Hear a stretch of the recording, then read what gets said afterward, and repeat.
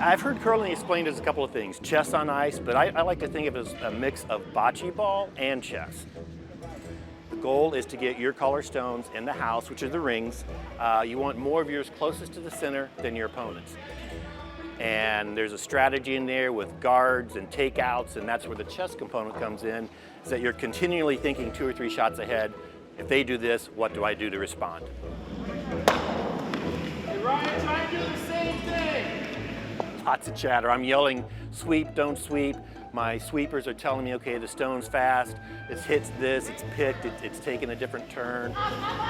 So they're telling me what the stone's doing as it's coming down the ice, and I'm trying to read where it's going to end up. The goal of the game, believe it or not, we're so oriented to scoring all the time.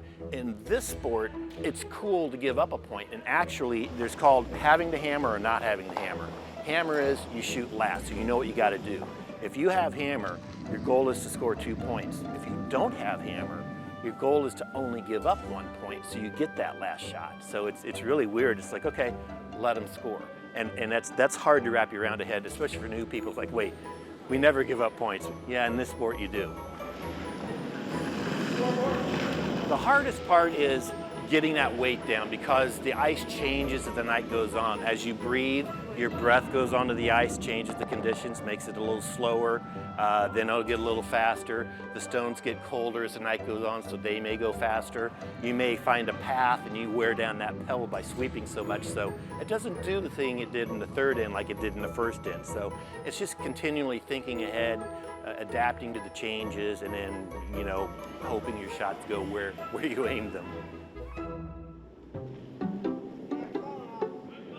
The stones weigh about 42 pounds. They are a granite that comes from a particular island off the coast of Scotland. It actually looks like a curling stone from the water. It's crazy. But that's where most of the granite comes from because it doesn't absorb the moisture and break.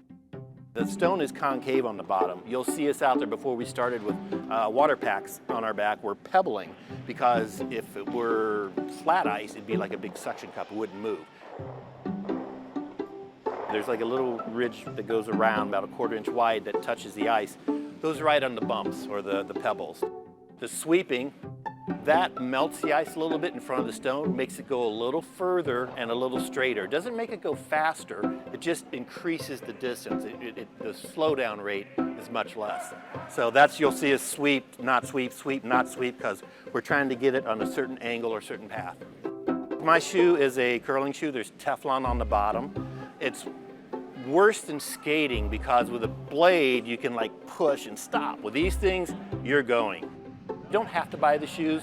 We provide all the gear, the stabilizers, the stones, the sliders, so we provide all that equipment.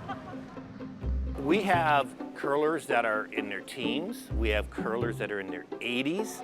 It's funny because we have a lot of Canadian members that grew up in Canada, and it's part of their gym class, growing up in grade school, high school, things like that. So it's second nature to them. Here, you know, this is kind of new. I mean, I saw it back in 2008 in the Olympics. I called USA Curling and said, hey, I want to start a club.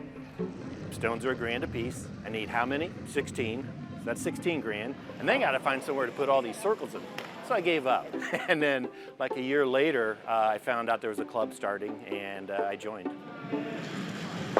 The next growth for us is getting dedicated ice because we're renting this ice playing on what's called arena ice, which is curvy and wavy and all that. Dedicated ice is smooth, level.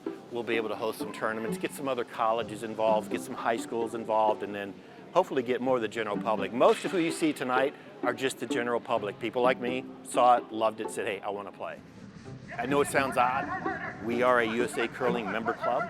If 4 people here get together, play the right tournaments, win the right tournaments, they can get to the Olympics from here. I mean, it's a very long shot, but it's doable.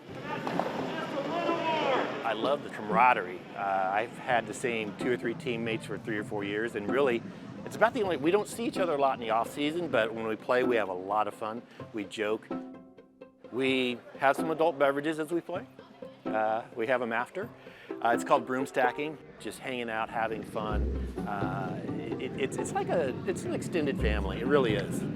Talk about, oh, if I'd have made that shot, and man, that was a terrible shot, and yeah, and how bad the ice is, and it's the ice's fault that we screwed up. So yeah, it's just like the 19th hole in golf. I mean, we are a very casual club. We're not out for blood. We just have a lot of fun. I think that's the big thing is it's a blast. It's a hoot. I mean, there's a bad night of curling is better than a good day of work. Great shot, Jeff. Great shot.